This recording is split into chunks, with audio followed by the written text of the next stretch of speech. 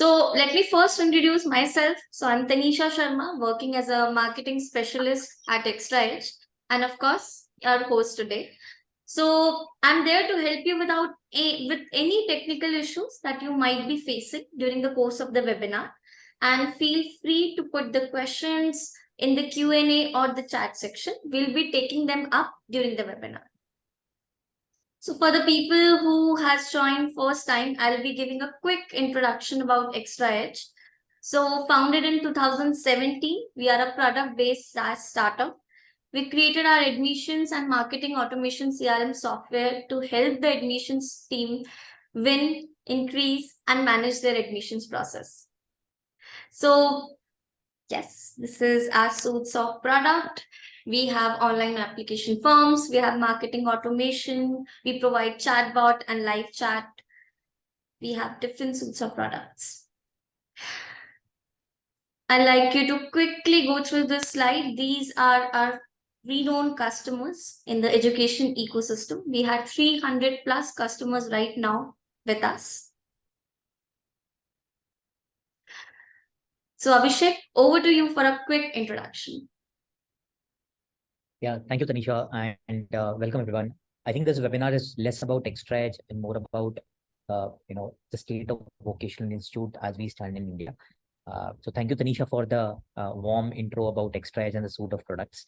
But I would like to focus more on what we have learned while working with vocational institutes and how vocational institutes probably has evolved as reskilling and skilling India has evolved, right from the government policies to what is happening today in the job market. So good afternoon, everyone. My name is Abhi. I'm the co-founder and CEO of ExtraaEdge. More than the co-founder of ExtraaEdge, I have been, working with, so many amazing vocational founders and admission leaders as well as education leaders all across my 5 years of journey building ExtraaEdge, that I have very deep proprietary insight on how, especially education and sales has evolved, and more importantly for the today's topic, how vocational institutes and how the vocational institutes operating models have evolved over a time. So excited, happy to share, and more than that, happy to co-host this with Daksh and Tanisha. So over to you, Daksh. Yeah, thank you, Abhi. Hi, good afternoon, everyone. My name is Daksh Agrawal. I'm the Associate Vice President at ExtraaEdge. I have been working with ExtraaEdge for about 4 years now. So talking about myself, I come from education background itself. I worked with edtech giants like Extra Marks and Byju's in the past. Along with that, like Abhi mentioned, right, and I would probably say that with a pandemic that has contributed to an unprecedented jump in the online education today, and eventually which has also led to the job upskilling in the industry, right? India will soon become what we are seeing is that a $313 billion online education market in the next 5 to 7 years, probably by 2030, which will end up creating about 5 million incremental jobs, right? And because of the vocational institutes coming up in India, it will also impact about 400 million plus, learners eventually. So there's a huge potential that we are seeing in the vocational industry overall. Yeah. And just to add for the audiences, it's a very interesting point that you made, right? This 313 million is just vocational and skilling. So we're not talking about higher ed or so on and so forth. So just imagine that 300 million plus students will impacted for employability programs only by vocational, and that too in India. I mean that's really crazy. I mean that in itself vocational as a market size. Yeah. Thank you so much for introducing yourself, Daksh and Abhishek. Give me just a second. So guys, I'll just set up some ground rules for you. Just a little housekeeping before we get started. So if you have any questions during the course of the webinar, you please type them into the chat section or the Q&A section, and we'll be taking them when we have the relevant topic going on. You can use the chat window to discuss or share the feedback during the course of the webinar. So let me just quickly move to the agenda for today. So what we'll be covering, I'll be just giving you a brief about it. The few of the industry insights in vocational segments that you of course need to know. What are the different management models for a vocational institute? And we'll also discuss about different industry use case challenges and solutions. And of course, how ExtraaEdge can help you to solve the mentioned challenges. Moreover, we'll be discussing about the importance of two-way integration. And as promised, the customized CRM ROI calculator would be shown by Abhishek. And of course, we'll end the session with a beautiful live Q&A. So I will just move to the next slide. So Abhishek, basically I'll start with this. How has the vocational institute evolved with time? As you already know that the vocational institutions are right now so many in India. If we take the count, it's around 13,000. And you both have been in the education industry for so many years. So what are your thoughts on this?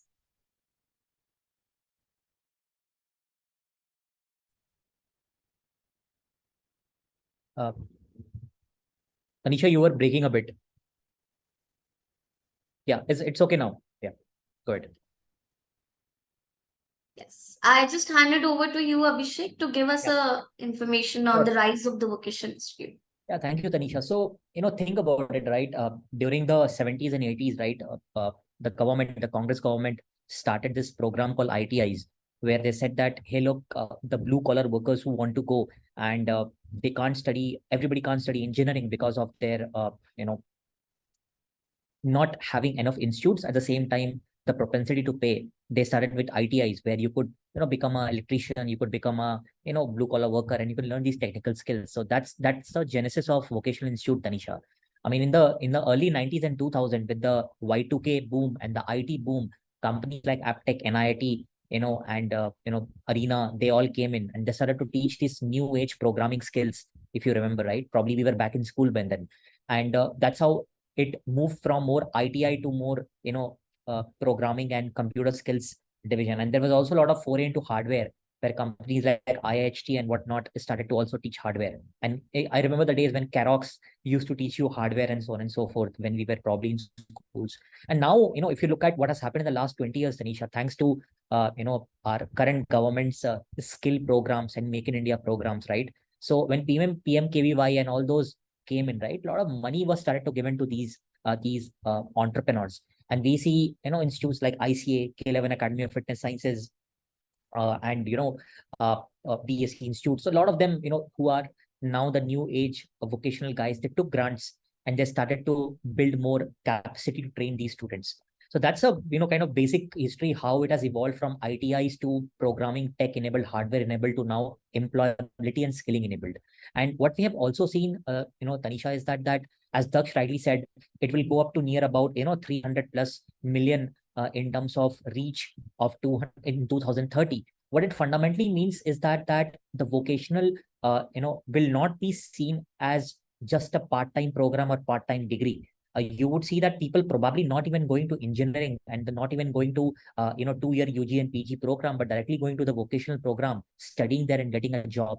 And we are seeing this anyways happening with new age companies like a Scalar and Newton School, Masai School, where you could go and take a degree, not degree, you could take a skilling certificate and you could get jobs right away. So what we are seeing is, I would say, vocational institutes 2.0, 3.0, I would say. 1.0 was these ITIs. The 2.0 was the programming and the hardware narrative in the early 2000, which came till 2015 types. And then from 2010 to 2023, we are seeing employability and new age skilling initiatives, which is kind of pioneered not only by government, but also private players who are coming in. And also a lot of companies are getting funded in this space, who are trying to say that, hey, look, you are not skilled. I will make you skilled in a very short period of time and hand it over to you to workforce, which really requires skilled people. So that's how, I see that. To summarize and probably hand over to Daksh, I think 3 factors are majorly contributing, Tanisha, in this whole space, if I have to talk about it, right? The first is, of course, increase in online education. That's one. Second is the propensity of the new Gen Z population to be job skill ready and driven by government. That's one. And third is, that's catalyzed by new age educational and training technologies. So now we have, government has SWAYAM and MOOCs. You have ready-made players now. So the tech and internet has also enabled a lot of these things to go ahead and do that. So these three things will be the trends that have enabled the rise of vocational institutes in India. Thank you so much, Abhishek, for beautifully explaining that. So, Daksh, there was a research conducted by British Council, which actually says that 61% of vocational institutions are adopting technology on a permanent basis. So, what are your thoughts on this? And meanwhile, from the audience, I would also like to know how you have embraced technology post-pandemic. So, Daksh, over to you. Yeah, thanks, Tanisha. So, my views probably on the adoption of technology, I would say that, the advancements that have happened have greatly influenced the way vocational education and training are delivered today, making learning more accessible, more interactive, more relevant to the current industry needs, right? Recently, right, I was reading in an article that, and also interacting with a lot of institutes. Vocational institutes now have started to offer a blended learning option, which combine online as well as your hands-on practical training as well, right? Also, very recently, because of technology, right, vocational institutes have started to utilize digital resources like ebooks, like online tutorials, a lot of interactive multimedia content, to enhance the learning for the end users.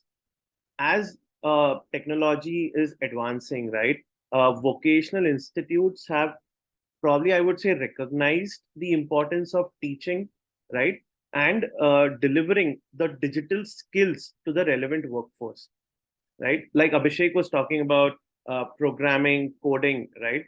I would probably say the next step probably would be entering into automation, robotics, probably the emerging industries like artificial intelligence, cybersecurity, data analytics, where the entire market is headed to, right? It has expanded access probably to education, enhanced practical learning, also increase students' employability in the ever-evolving market which is available out there. So that's what probably I would like to add on the adoption of technology today. Yeah, and I'll just add to Daksh for the audience, right? I think and keep on hearing from investors and also from a lot of customers we meet, right? That there are two kinds of future that are getting built, right? One is the future of learning, and there is another future of work. If you think about it, right? The future of learning says that hey, I'm a vocational institute teaching probably animation or coding.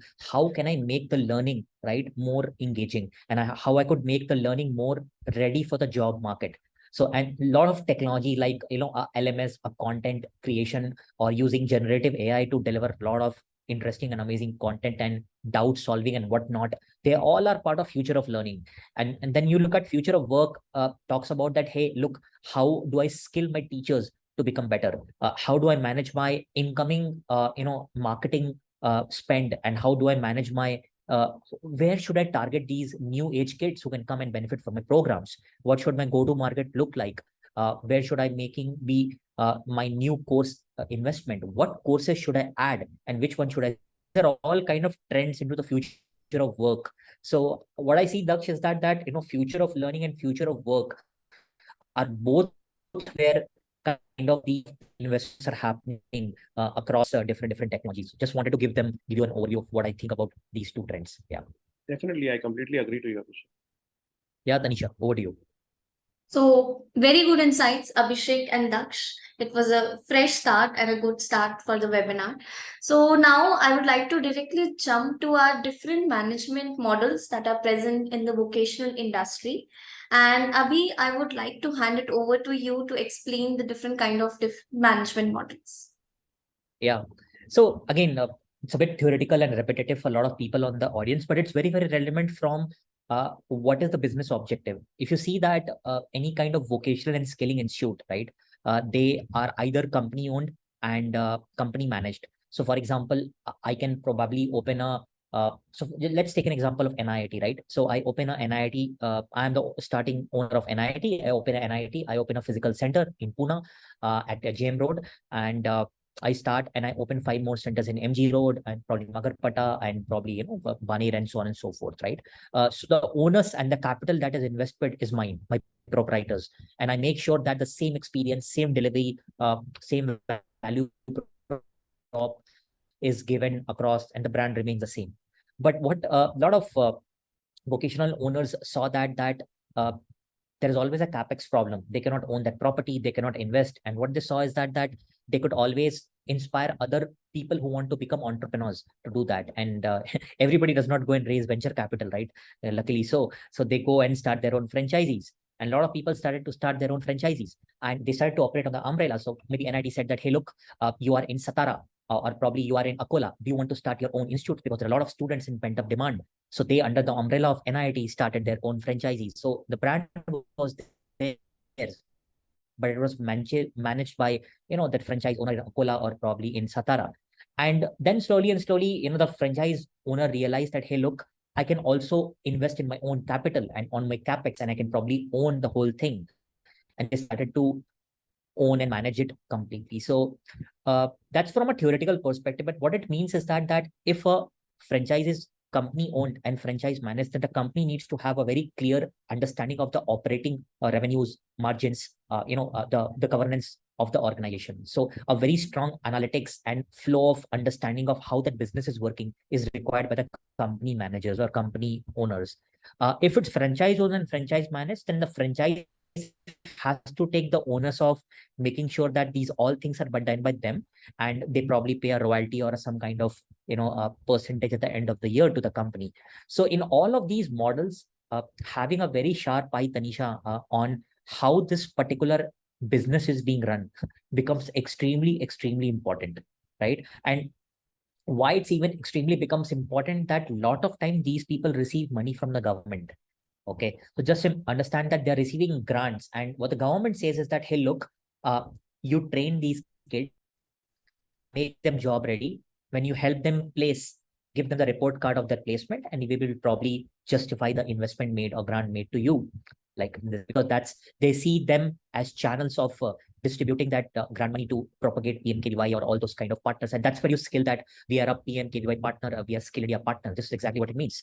So it becomes a compliance and governance issue also, Tanisha, that they need to maintain that system of records, their students' databases, which courses they employed, from where they came from, where they got placed. So this becomes very critical from both how the business is being run by the principles of business structuring, and also from how they're receiving the money and grant from government's compliance. And that's why these models become extremely important. And we have seen so many cases, Daksh. I mean, Daksh will agree, right? With a lot of customers that we work with in the vocational segment, like K11, ICA, probably, BS Institute, and so on and so forth, that the importance of managing these centers and these kind of franchisees becomes extremely important. Right. So I guess we discussed a lot around the insights, the different models.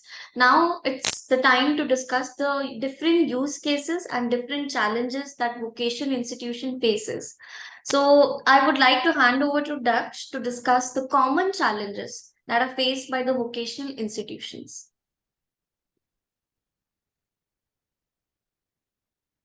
Yeah. So Daksh, over to you. yeah, thank you, Tanisha. So, Abhishek, I have the first challenge. When I interact with vocational institutes who have multiple centers, probably in a same city or in a different city or in a different state altogether. Or recently, I've also started talking to some institutes who have global presence, right? Now, the biggest challenge that I'm hearing is, how do I manage data duplicacy or a lead duplicacy within a similar center or in multiple centers, right? So that is one of the biggest challenge, because I'll tell you, right, parents and students today are very smart, right?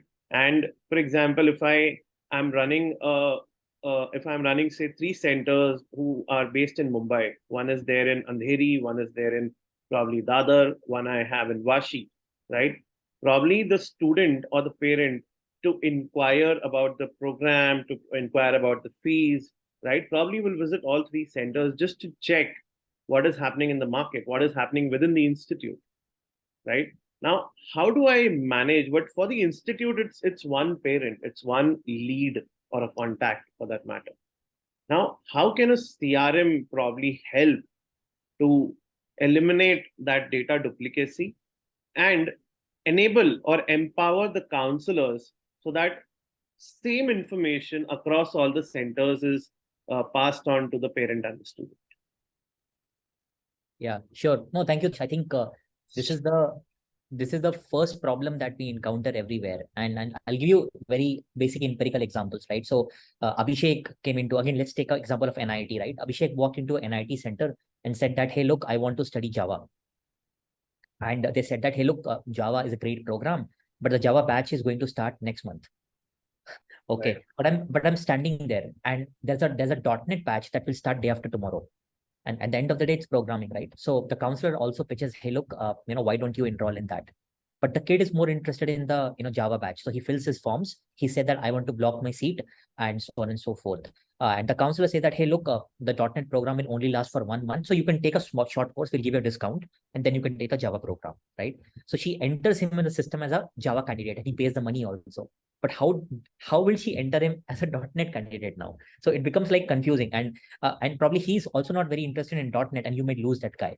So that's one example. Now I'll give you another example. Now this guy says that, oh, okay, so Java is not available at your center in MG Road. Let me go to JM Road and check that whether a Java program is available there or not. So he goes to that center. Now the lead is already there in the system, and that center says that I will enter that punch your data. And when they punch data, they say, oh, okay, you have already inquired in that center, but the class will start 1 month. I'm not able to enter you in the system because there will be duplicacy, right, in this case. So she has to call the JM Road center manager and say that, hey, can you refer that inquiry to me because I want to enroll him? The other person said that, why would I do that? Because you are going to come anyways 1 month, I will lose my deal. You see, we see these things happening so many times, and people in the audience will kind of relate to it, right? So, and how do we deal with that? And this gets even more complicated when the franchises are being run by different proprietors. So how do you solve for it, right? And the way to solve for it is that to break it down into CRM, and to have a very clear Daksh ability to cross sell, upsell, and have those bifurcation built into the CRM, right? And in technical architecture, we call it multi-tenant. That one PNL is able to manage multiple tenants and multiple PNLs inside it, and multiple programs and centers. And that's how ExtraaEdge we have ended up building these whole systems and structures. So I'll quickly share my screen, Daksh, and so I'll show to the audience. Abhi, So, I probably I would want to ask another, or probably yeah, one challenge, right? Because you have spoken about cross sell and upsell, right?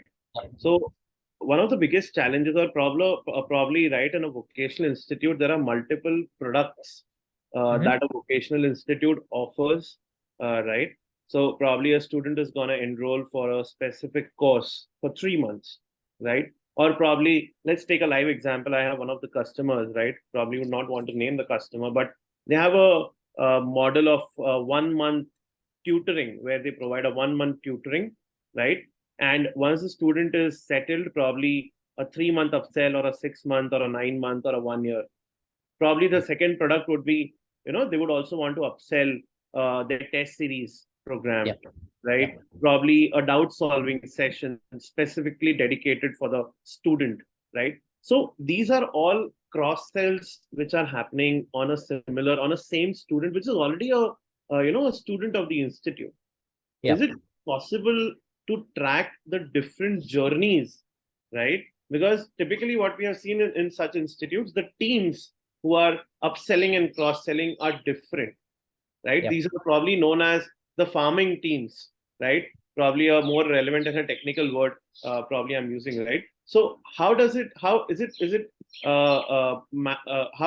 can manage it through the CRM and eventually pull out reports, how you are upselling, cross-selling multiple products to the same student?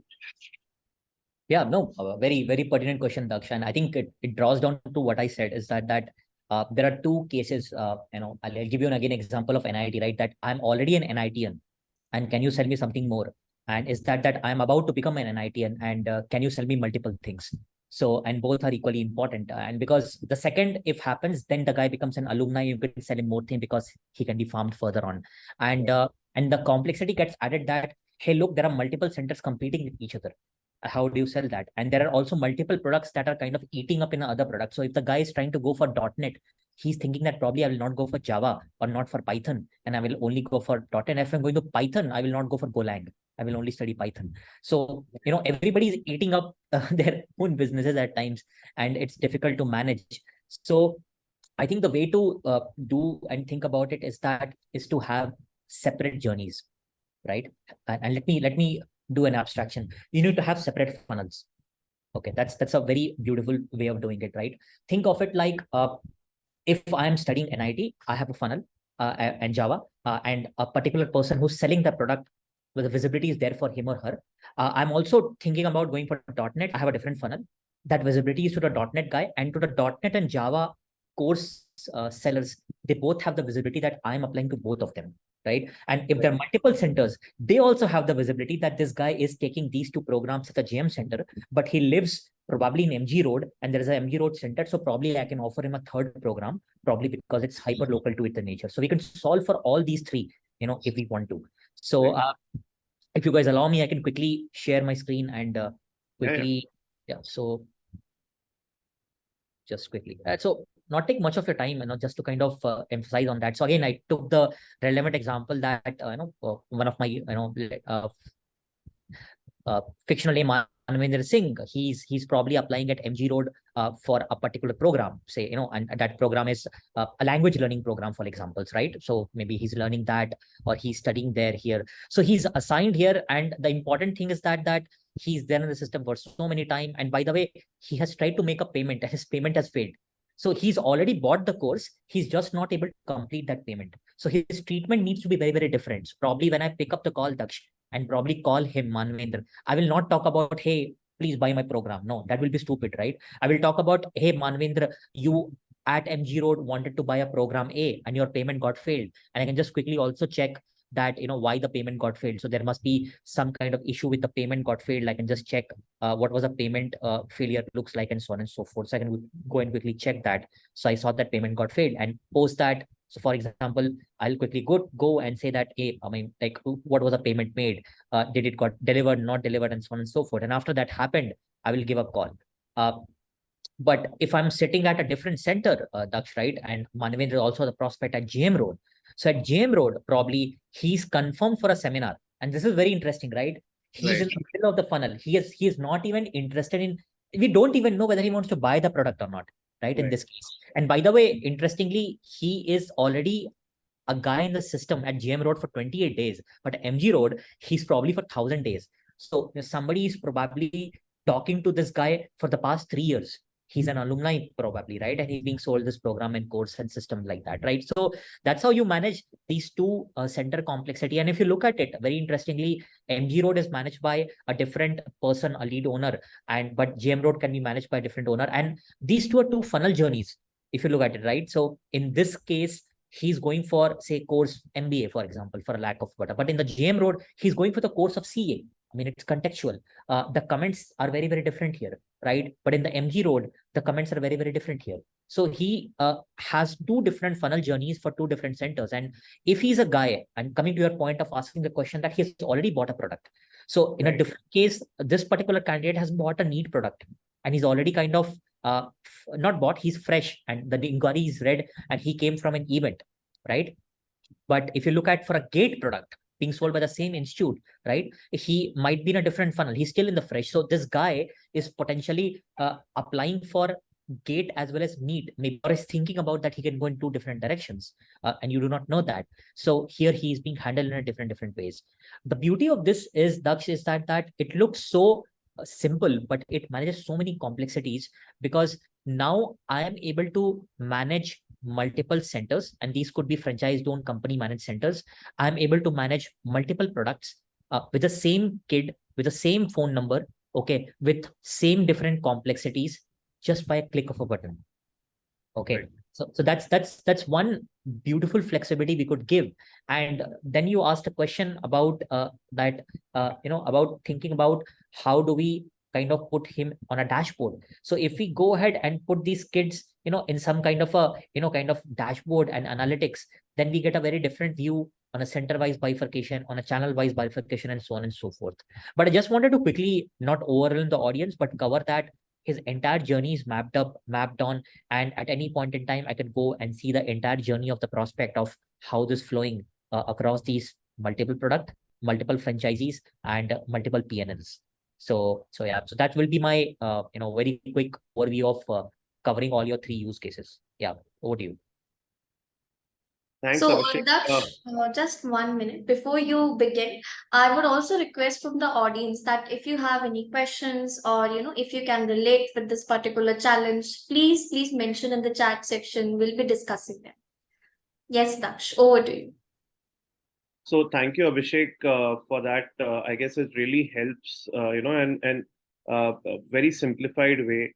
Probably, I just have one last question, Abhishek, right? Because right now, in today's world, right, franchisee or allocation of a franchisee is very prominent, and one of the best ways to expand your business into different geographies, right? And whenever we speak to some institutes who are into franchisees, right?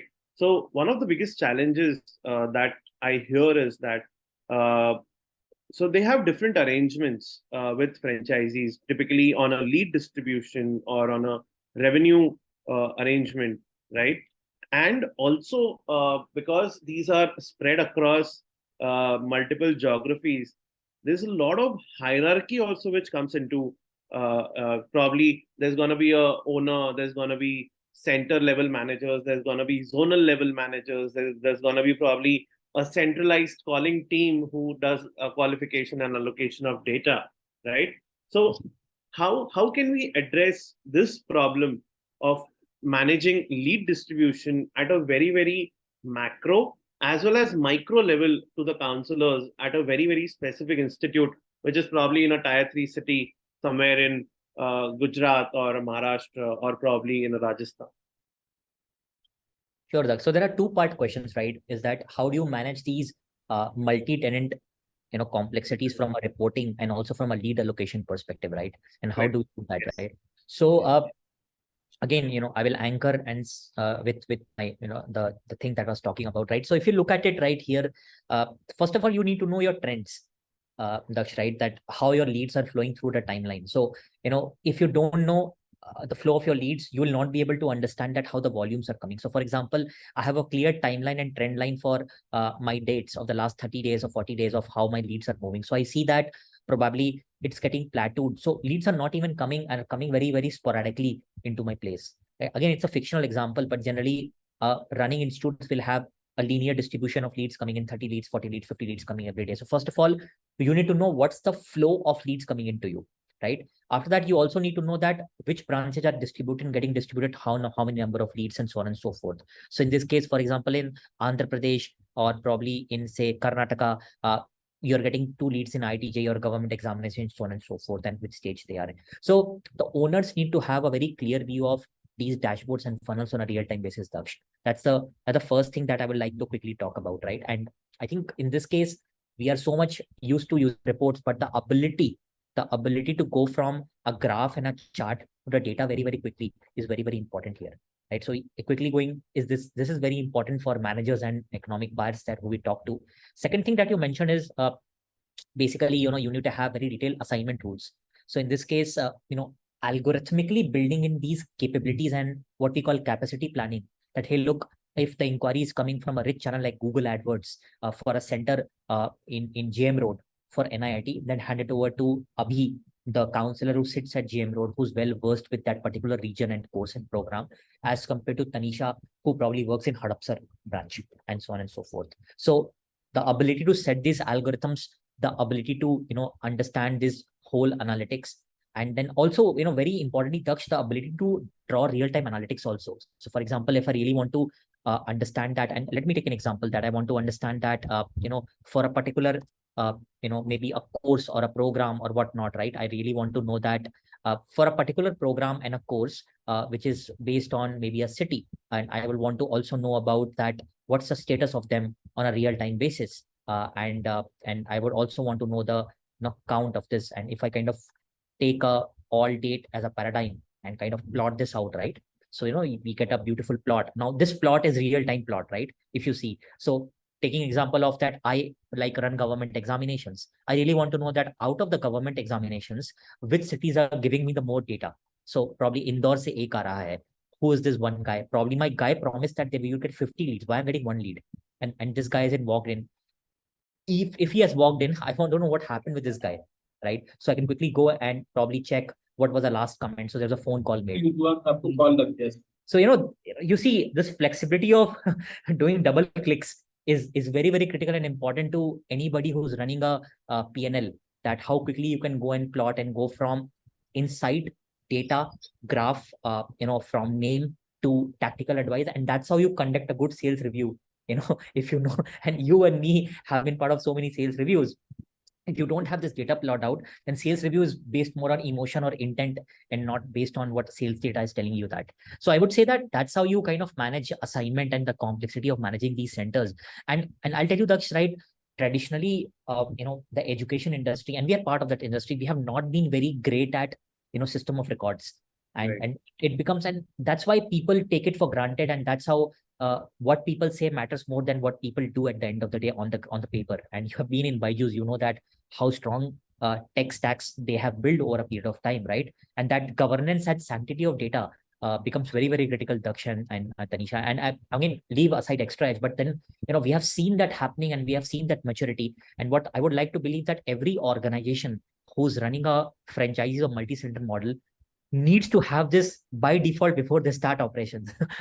I would say, I would go ahead and say that, because you need to build the ark before the rains, as to say. Yeah.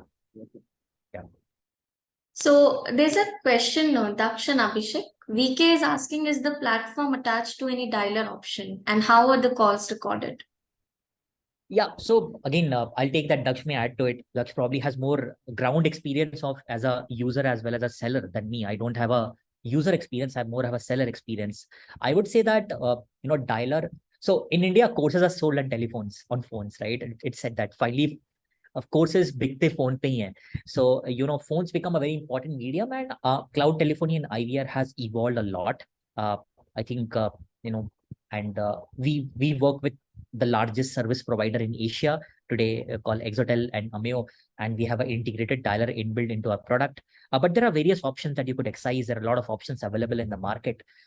I would just say that, so yes, there are options, and we have built-in capabilities, and any good product will have built-in IVR capabilities now. I will just tread with caution there that, everybody has Truecaller installed today in India. So you need to be very careful with the fact that, spamming is very, very frequent and happens. So be very judicious with calling, and only call on the data that is nurtured via, marketing campaigns or email campaigns. Calling should not be happening directly on cold data. And so that will be my thing. And mostly, Mr. VK, I see there are a lot of our customers who are on-prem today, but it's moving to cloud telephony, and the cost of operations and cost of running them has gone down a lot. So whenever I consult a customer, I always advise them to go on cloud and use it on the cloud. And probably very soon we are moving in the area of VoIP, where you would not even require a phone device to do that. You can just make a call like a WhatsApp call without a call device. So I'm seeing that. But yes, a lot of customers have on-prem. They like that from a security standpoint. But from a cost point of view, most have moved to cloud. And yeah. Daksh, you want to add something to that? No, Abhishek, that's good to go. Yeah. So, Daksh, I guess we have discussed the different common challenges that vocational institution faces. So, I will move to the next topic, the importance of two-way integration, basically, and how, the integration should be there within the system and how important it is. So, just give me a moment to share my screen.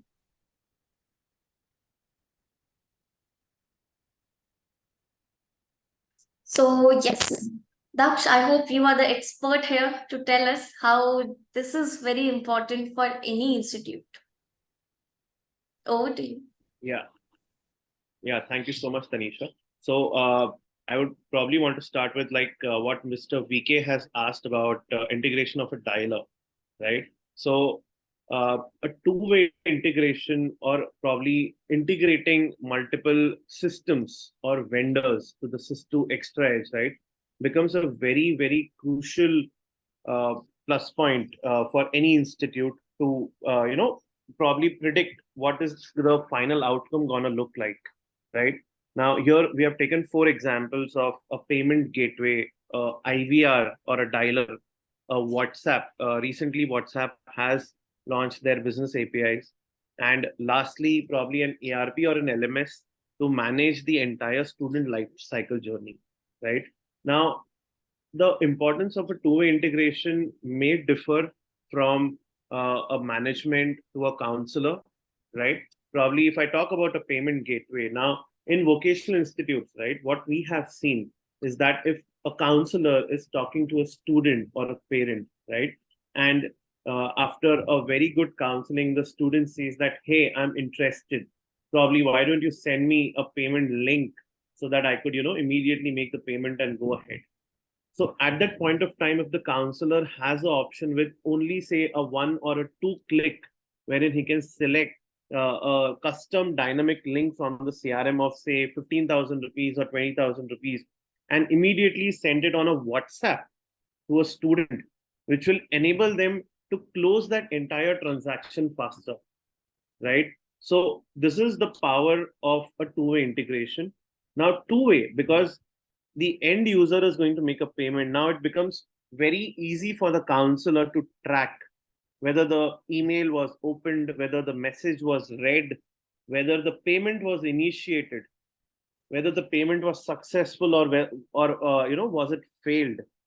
To track that within the CRM, right? It's probably like for the counselor, it's a wow experience, so that they are able to probably focus more or optimize more on conversions. This is how you optimize for conversions, right?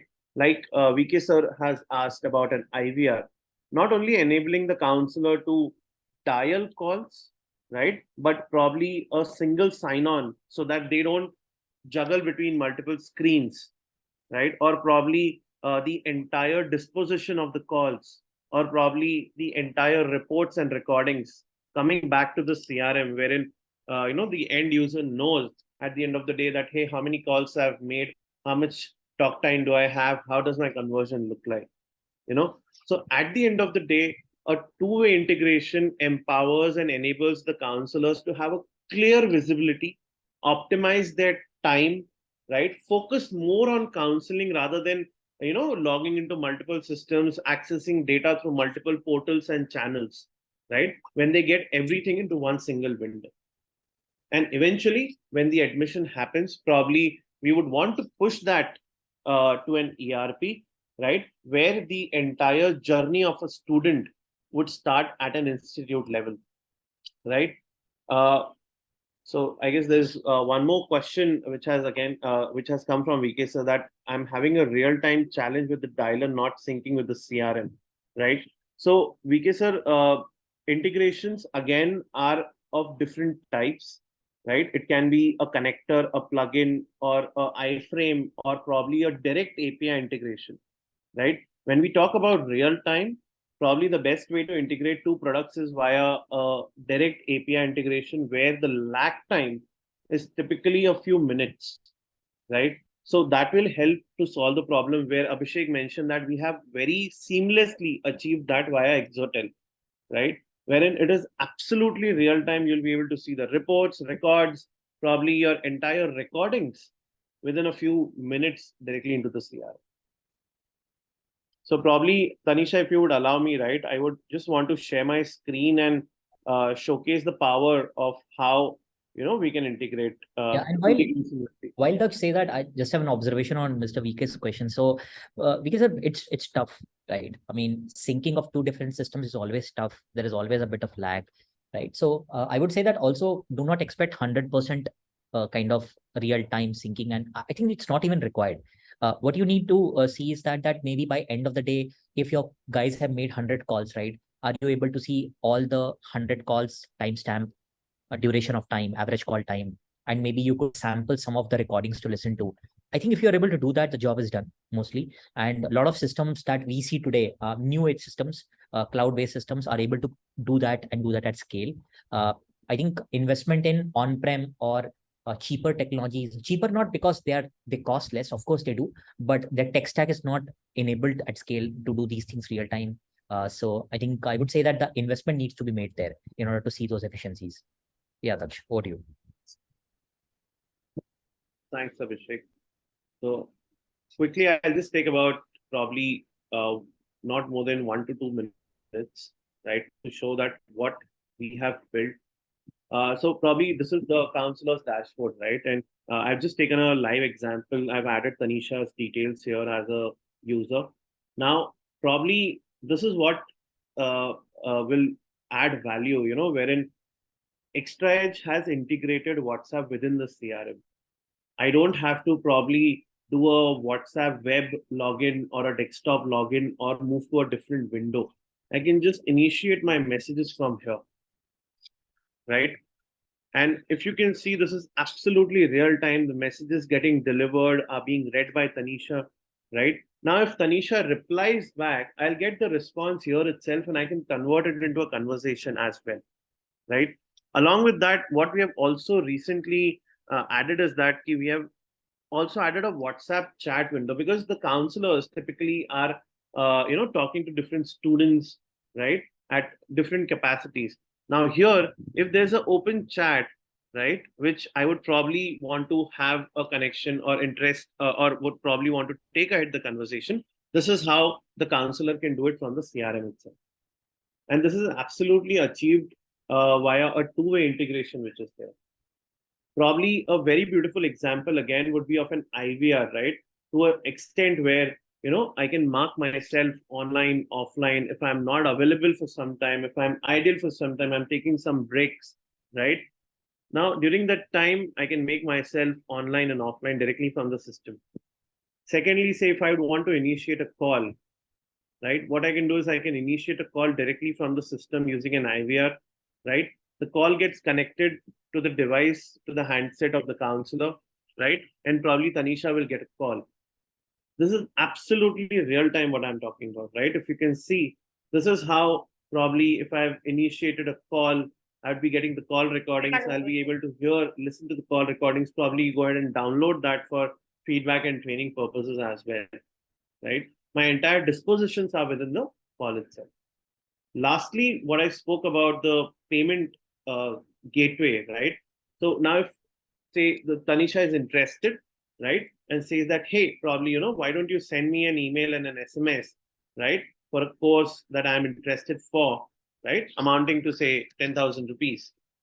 Probably we also have an option wherein, a lot of institutes, they give an expiry or probably a discounted option, or probably would want to incentivize, right, that, hey, this is available for the next 24 hours or 48 hours, right? So I probably add a validity and I send it across to Tanisha, right? Now, Tanisha receives this, right? Probably I'll be able to track as a counselor here itself, whether the email was sent, whether it was not sent, right? This is the payment link which is sent to the student, right?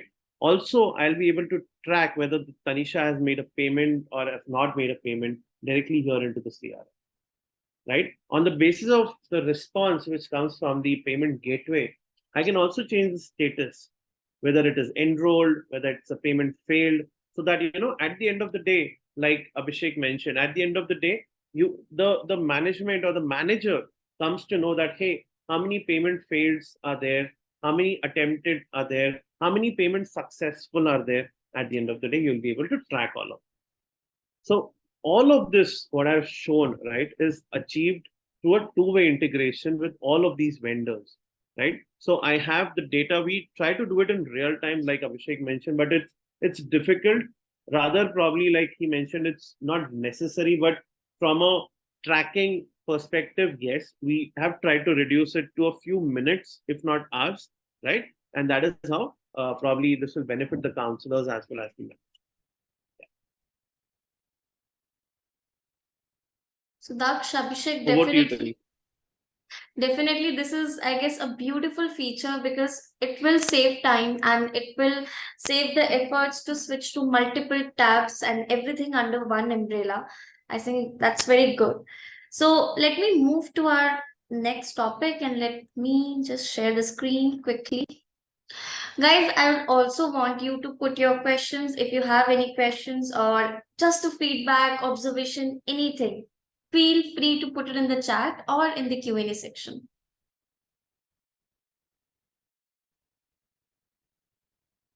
So, yes, as we promised, Abhishek, we will be delivering the CRM ROI calculator to the audience. Am I audible? Hello. I think we lost Tanisha. I think when she was about to crack the drums, we lost her. Yeah, Tanisha, go ahead. Okay, that's the technical glitches. I'm so sorry.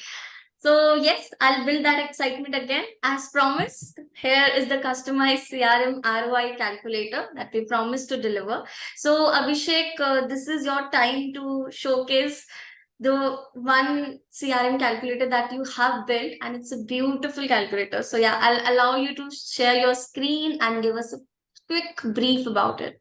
Yeah, sure. So, for people in the audience, right, we are talking a lot about what's happening in the market and also a bit about what tools you could use. But then what if you are a marketing manager or a part of admission team, you are a academic who has been given responsibility of admissions, and you are setting up the whole process for the first time. I think there are three challenges in front of you. You know how many admissions you need to do. You know how many people in your team you have, or you may need more, right? You also know your past year's admission and data. So some input functions you already have, but you need to deliver output, or you need to deliver outcomes at the end of the day, right? So how do you model this whole scenario even before you go and start the thing? And there's an old saying, right, that the preparation for the war is more important than the war itself. So that preparation is very, very important. And what we did based on our knowledge of 5 years of working with a lot of education brands, especially in vocational, we have kind of modeled and simulated the whole business model for you. So excited to share. So let me kind of quickly share with you. So it's a first version. Tanisha will be more than happy to share you the calculator. So basically, all the things in yellow that you see are the inputs that you could put here, and the rest of the things will be calculated. The objective of this is that you could probably foresee that how much value you could drive from bringing a CRM in your organization, right? And do you really require a CRM or not, a sales software? So for example, let me kind of just maximize this whole thing. Right. So here you can see, Daksh, are you able to clearly read the screen? Abhishek, you can just increase the percentage. Yeah. That's much better. Okay, got it. So here you can just enter number of seats. Now you all know that how many seats or batches, if you have multiple batches in a year, you could just enter your batch. You also have a kind of idea on how much money or budget the franchise owners or the owners have given you. You could just enter that. You can enter your average fees. You can enter your kind of seats, how many seats you have, and it will calculate things like, leads, cost per registration, cost per walk-in, cost per admission, CPL revenue automatically for you. It's very simple. The formulas are all keyed in. It will do all those things for you. So that's basically your marketing stats, right? From admission. Then you enter your sales stats, at how many people you have in your team. So probably I have 20 odd counselors, right? So it will calculate everything. You could just enter your average salary, per year. We have just entered the data based on average salary, based on our understanding of what the salary of a person is. And then you would clearly get to know from here that so in this case, right, in order to deliver a revenue of probably around 25 crores, you need probably around 1,000 students to take enrollments. For that, you require near about 2,000 registrations, and you require near about 16,000 walk-ins in the year. And so your numbers, right? Your funnel. And then what we also advise you to is enter your conversion ratios. Now that's where it get a bit tricky, but then you have a kind of fair idea that, hey, look, if 100 students come in, out of them 27 will walk in. Out of those 27, probably near about 2 or 3 people will register, and out of those 2 or 3 people, I know one guy will definitely take admission. So that's the 27, 13, and 50 comes from there. And then you also get some important ratios like how many counselors can deliver how many enrollments. And that's where Daksh, you can set targets. So here you could start setting, probably, start set up targets here. So set kind of targets. This is the minimum target that you would need. And it's a beautiful calculation will automatically emerge that a counselor with this much salary, with this much need to at least close 50 deals for you. And marketer or a marketing guy needs to deliver at least 211 registrations for you in this case. Walk-in per calling there needs to be around 3,000 calls that needs to be made, 3,200 to be precise, in a year. So, this is basically what we have done, Tanisha. We have modeled a business of the entire franchisee in 18 rows. Okay. Now, when you model this out, right, then you say that, hey, look, I'm not using any CRM or any sales software, right? So you could say that if I'm not using any sales software, these are my current benchmarks, which I think are right, 27, 13, and 50. This is what we have seen in an industry, that if you're not using anything, delivery and ROI can be near about 35, 28, 13 across your leads to walk-in registration and enrollment. So your improved metric is this much. These many are enrollment increase. This is the impact of enrollment, registration, and walk-in. And probably there's a ROI of near about, give or take, near about 1.83 crores that you could impact. I think it's not 1.83 crore. I just realized it's 18.3 crores. Okay, because it's 18.34 lakhs. So you could deliver near about 18.3 crores of ROI just by bringing a sales software into organization. So it's a very good calculator, Tanisha, to understand your investment into the software. And me and Daksh have been on the other side, where people have been asking us that, hey, how much your price, how much your software cost? And I think I have realized over a period of time, I think the question is that how much is your revenue looks like, what's your marketing budget looks like, right? And that inevitably gives a answer to the question. And if you're already using a software, right, then if you bring, say, for example, in this case, I've taken example of ExtraaEdge. Sorry for being a bit, trumping my own beat, but I did not have an example, so I'm taking my own example. You could take any software example here. So if you bring established sales software and you're already using something, then you can still see that, there is a near about, maybe 13.3 or 13.5 CR of value that you could bring. So, what I wanted to talk about, Tanisha, is that this is a very good way to simulate all your contacts, your leads, walking registration, enrollment in one Excel sheets. The formulas are already built in, and you could kind of model it by changing a lot of things. For example, this year, and I'll give you an example before I stop, right? You want to maintain the same number of seats, but you don't want to probably spend so much money in marketing. Okay. You just want to spend around 20% in marketing. So every economics will change here. And if you see, everything will change here. Your CAC will change and so on, and things will change. This has now become 8.8 crores and not that much because you're spending less. And if you say that, no, this year I will probably go ahead and probably spend as much money in marketing, around 40% of my revenue in marketing. Okay. Then your economics will change entirely. So probably, in this case. So it's a beautiful way to monitor or model your admissions, your sales, your counselors, how many people you need. So if you're spending this much, you only need 20 guys, not more than that. Maybe you need only 15 guys, and so on and so forth. And you can create various scenarios for your profitable center, for not profitable center, because you will not want to spend more money in a non-profitable center, Daksh, right? And then you can probably take the spend here. I've taken 30%, you take it 20% and 10% and see how much you require. And again, I can keep on talking about it, but it's a beautiful way of demonstrating that what technology in admissions and marketing can do to your entire sales and conversion funnel. Yeah. I hope this was not too kind of complicated, but just quickly thought of sharing it with some people. I hope this kind of gives a, yeah. Yeah. Yes. So there's a question of VK of 13, 27, 50, right? So what we have seen, VK sir, is that based on our understanding and our work with, near about, 100 plus vocational institutes we have worked with, near about 10 to 12%, we see for a good brand, even a new brand offering good program, good courses, is we have seen a kind of what we say lead to walk-in ratio and the walk-in to registration to enrollment.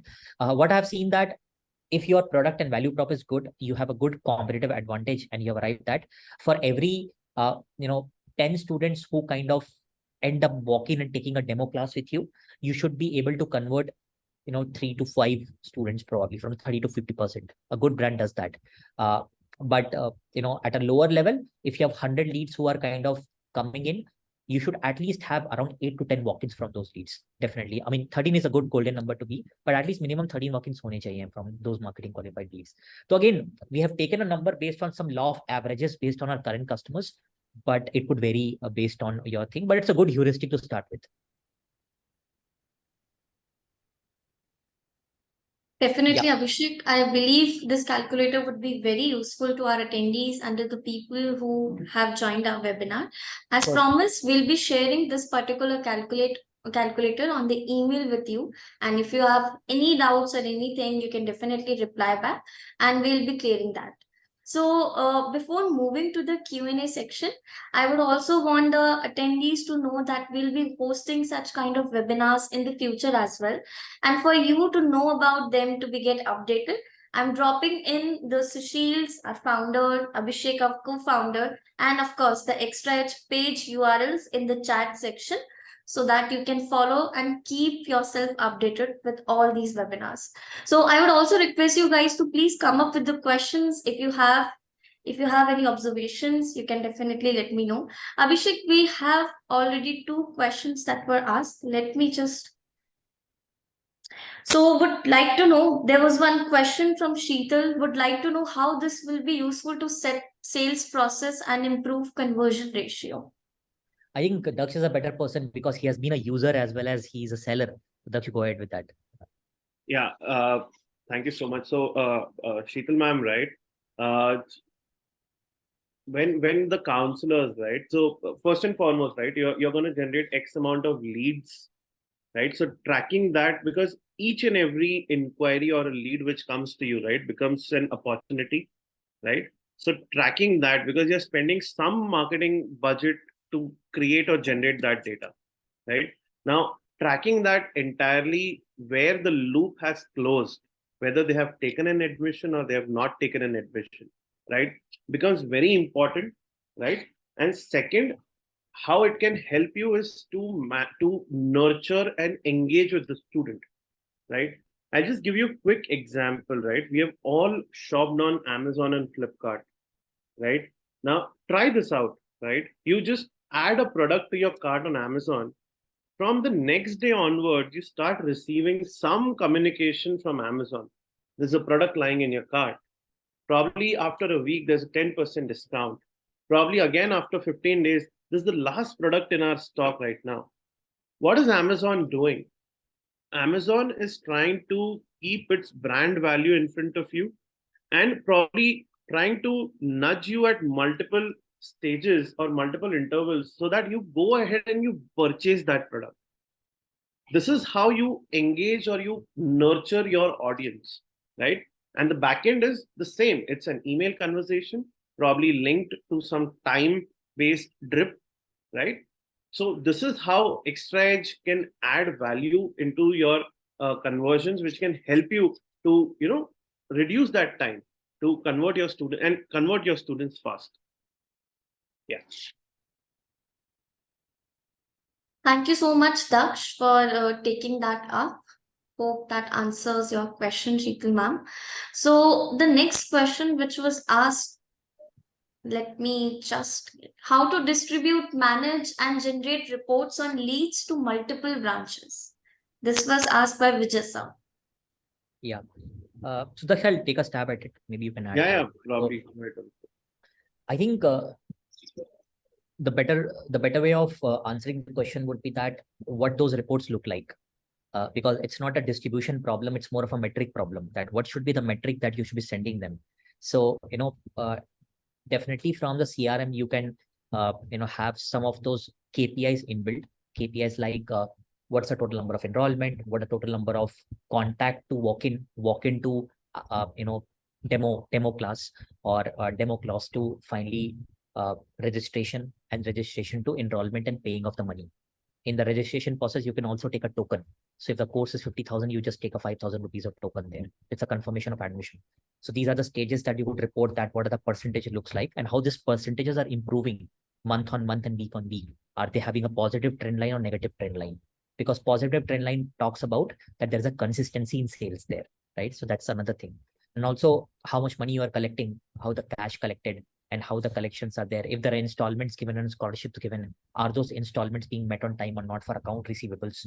So, so account receivables, sales, which products are getting sold. And fourth, and most importantly being is the money. Is Google AdWord giving a good ROI, or Shik or Sulekha or Just Dial is still working for me? I mean, I was talking to one of the biggest brands of vocational institutes in India, and they still use Just Dial and Sulekha to do that, and I was very surprised. So it also depends on that. So how you are spending your marketing. So these are some of the metrics. To answer the question, you can send this metrics using an email to them on an inbox. They could receive using an Excel sheet, CSV file, or doc. It's very much possible to do that. Or you can always give them access to log in and check that. We have abilities to do that on mobile and web both. So both are possible. But the value metric is more important, Tanisha, than how to send and when to send. So. Thank you so much for answering that, Abhishek. So I hope that answered your question. And I guess it's time to wrap up. We'll give 1 to 2 more minutes. If you guys have any question, you can drop in the chat or in the Q&A section. So Tanisha, there was one question by Ms. Vibharani that how vocational institutes are innovating. Daksh, do you want to take that? Yeah, probably Abhishek. I would probably would want to take that. So how vocational institutes, so they're constantly, striving to innovate. And probably the top three which come to my mind is probably one of them would be via industry collaboration.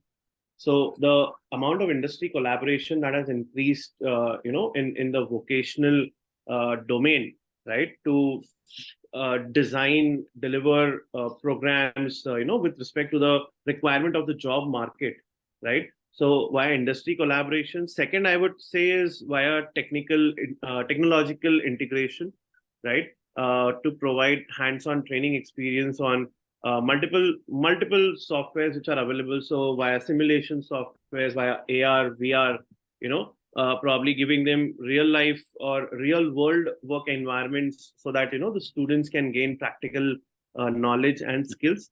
And third would be the online and blended learning, through a lot of online platforms, through a lot of training programs, wherein students now have access to a lot of ebooks, interactive multimedia content, and which typically provides a balanced approach to vocational education.